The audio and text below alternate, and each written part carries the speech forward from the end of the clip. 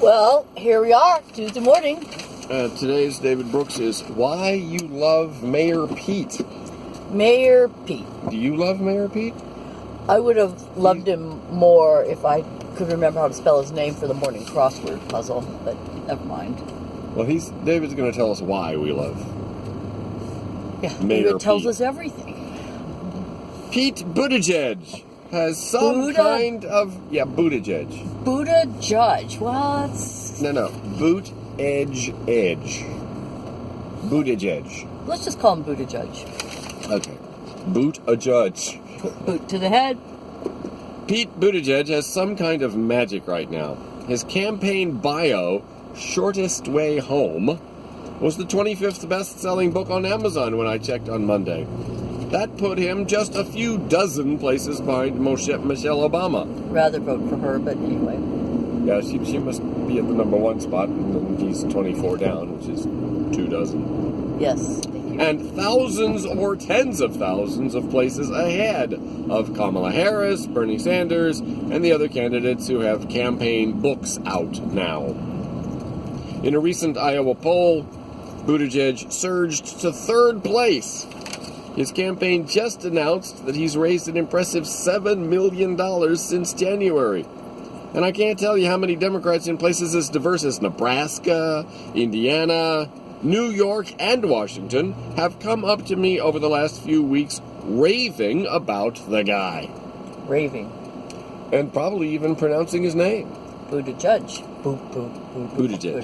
Buttigieg. I met a superfan in Frederick, Maryland, who says that every few hours she calls the campaign to give another $10. It's a ritual. Or ritual. Is there some cutoff of $10 that makes it? Dead raccoon. I mean, why not just give $100 for the day and call it good? Ooh, a second dead raccoon. Oh my! Oh, I wonder if they were killing fields for raccoons this morning. Oh gosh! This is the biggest Star is Born moment since Lady Gaga started singing Shallow. Oh. Pop cultural references. I'm out of the shallows now. Good David, how do you keep up so well? Why are people so in love with the mayor of South Bend, Indiana? Are they Notre Dame fans? Indiana. Who almost nobody had heard of until he did a CNN town hall on March 10th. John and Tawny had heard of him. They were talking about him last December. Oh, wow. Yeah. Yep. It's important to remember that when Democrats vote next year, they will not only be choosing a policy alternative to Donald Trump, they'll also be making a statement about what kind of country they want America to be. The Trump era has been all about dissolving moral norms and waging vicious attacks. This has been an era of culture war, class warfare, and identity politics.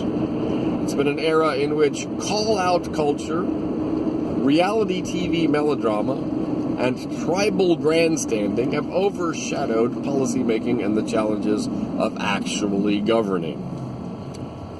The Buttigieg surge suggests that there are a lot of Democrats who want to say goodbye to all that. Adios. Goodbye, Dolly. They don't want to fight fire and divisiveness with more fire and divisiveness. They don't want to fight white identity politics with another kind of identity politics. Raccoon identity politics, for instance. Right. Yeah. Or Merganser identity politics. You sure there wasn't one in our hall closet last night? No, I'm not at all sure of that. You should have checked. I should have gotten up and checked. They are sick of the moral melodrama altogether. They just want a person who is more about governing than virtue signaling. Ooh, a police officer got someone who was speeding. That's why we go 25 through a school limit. But we can't assume they were speeding. No, it could be that they hit those raccoons back there. And the police is appalled. I tell you, just appalled. They're sick of the moral melodrama altogether. They just want a person who is more about governing than virtue signaling, more about friendliness and basic decency than media circus and rhetorical war. Buttigieg's secret is that he transcends many of the tensions that run through our society in a way that makes people on all sides feel comfortable. All sides. All sides. We are comfortable. On all sides now. First, he's young and represents the rising generation. But he's also an older person's idea of what a young person should be. What does he do? Does he wear a sweater vest?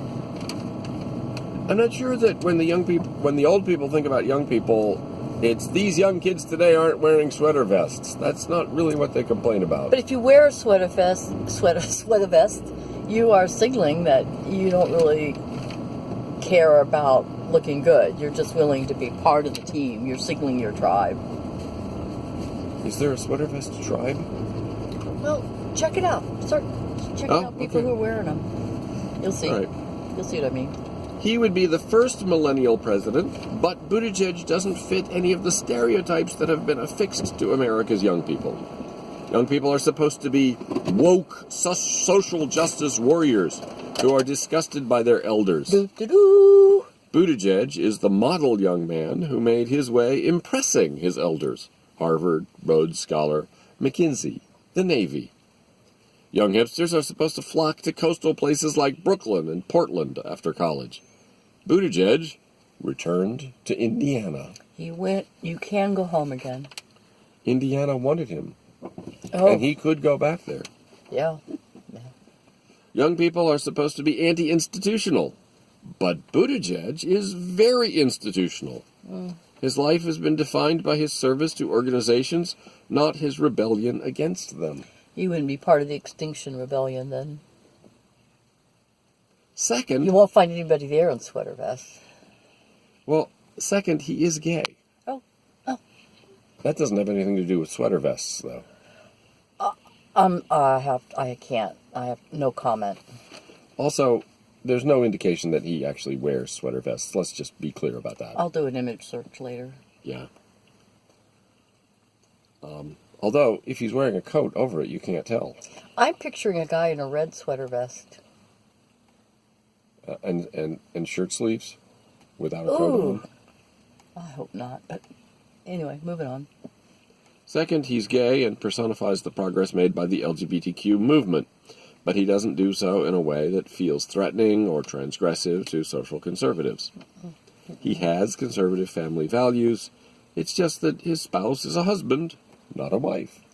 Husband poo. He speaks comfortably about his faith and says that when he goes to church, he prefers a conservative liturgy to anything experimental. Geese? Geese? Oh, right over the car. A pair, they're pairing up. It is breeding season. Is that a conservative or an experimental liturgy? Was that two opposite sex geese we just saw flying over? We don't know. We don't judge. We don't know. Can't tell. Doesn't matter. Yep, don't ask. Don't ask the geese. That would be rude. That'd be rude. Third, he is a localist and a Washington outsider, but he carries no populist resentment and can easily speak the language of the coastal elite. What is that language? I see you're not wearing your sweater vest today, so you're in. Yep. It's the non-sweater vest language. Well, it's got phrases like feminist analysis and Enlightenment Project sprinkled in. Extinction Rebellion. And that too. Buttigieg has spent his political career in Indiana, where politicians are expected to go to county fairs and eat the catfish fillet and cheesecake on a stick. You can get cheesecake on a stick? We're moving to Indiana.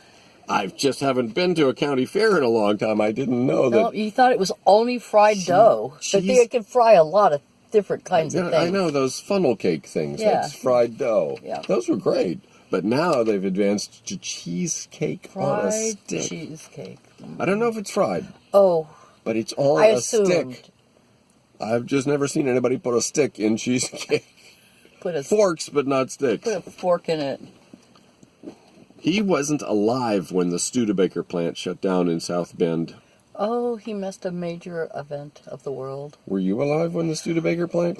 It's got to be like about that time, late 50s. 60 years ago, yeah. About 58 I got or so. that right, yeah. Got that right.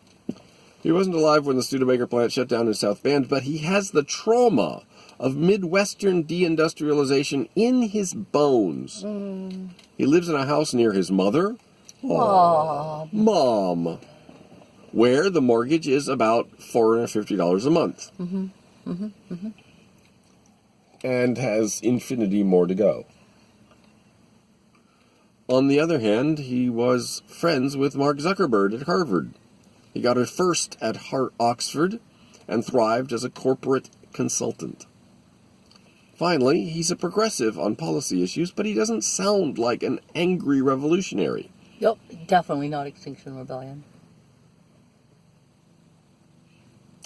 Yeah, well, anger went a long way for Trump and for Lindsey Graham and for Brett Kavanaugh. Just displays of anger seem to have done the trick. Done the trick.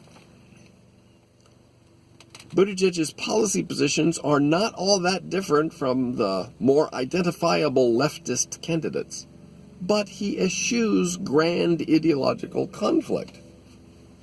So he takes positions, but then stays away from any conflict about those positions. Yeah. He's like, here's my position, but I'm not going to argue about it. I'm not going to throw out any bad names about those people.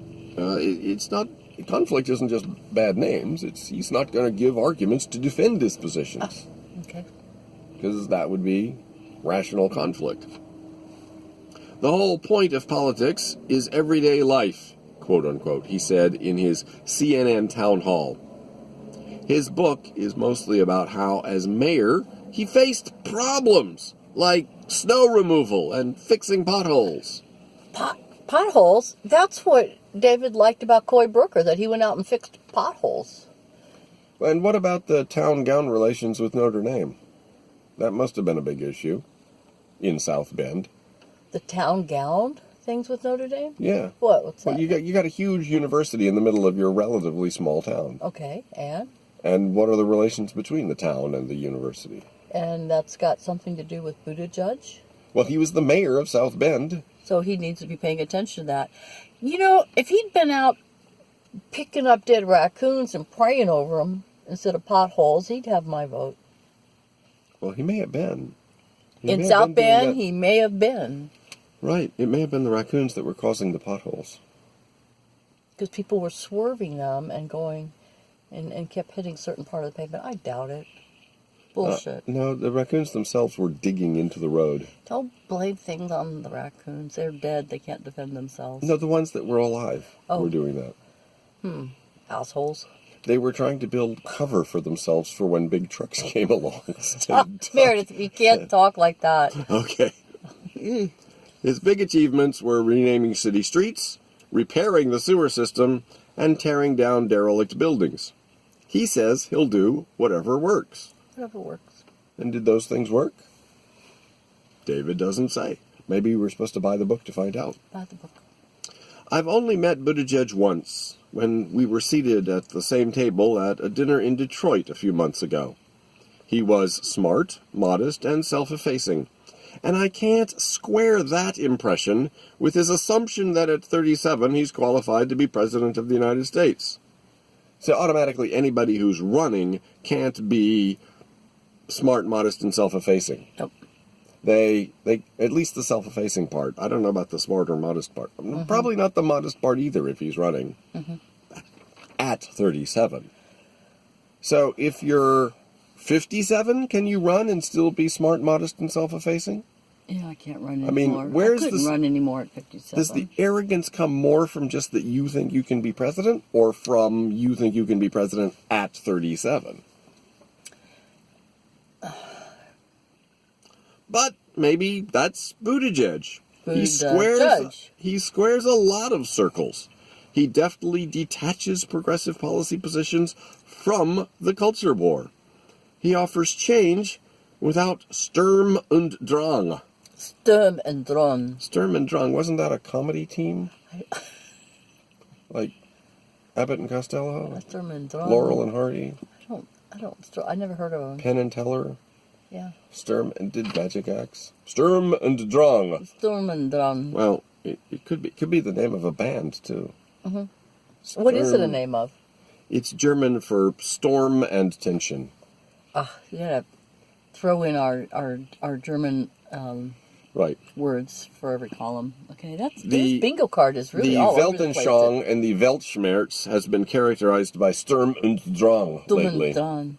Yeah, nobody's winning on David's bingo card this morning. Nobody saw that one coming. Yeah, so In his shoe, I wouldn't have seen that. So what's the last sentence? Sturm und Drang. He offers change without Sturm und Drang.